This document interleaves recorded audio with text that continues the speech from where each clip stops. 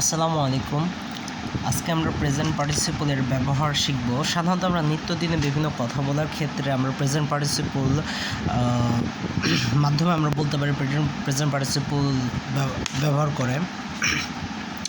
যেমন আমরা সাধারণত বিভিন্ন ধরনের কথাবার্তাতে যেমন বলে থাকি, স্কুলে গিয়ে সে তার বন্ধুর সাথে দেখা করেছিল। এখানে একটা লক্ষ্য করার বিষয় হচ্ছে স্কুলে গিয়ে সে তার বন্ধুর সাথে দেখা করেছিল।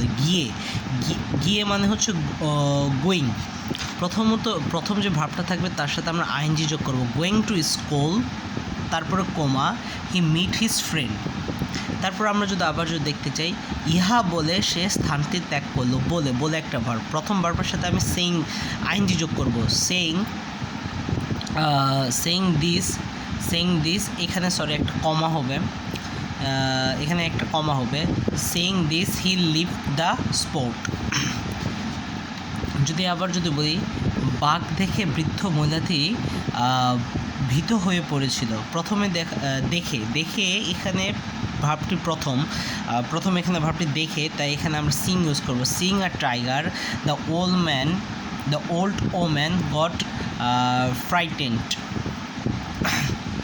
ঠিক একই রকমভাবে আমরা বলি, আধা ঘন্টা খেলে সে ক্লান্ত হয়ে পড়ল।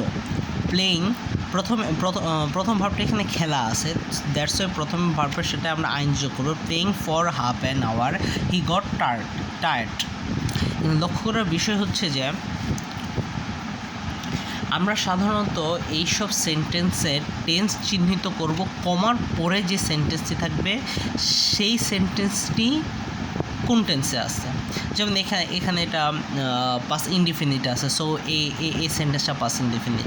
এখানেও পাস্ট ইনডিফিনিট আছে। সাধারণত এখানে পাস্ট ইনডিফিনিট দিয়েই সাধারণত করেছি।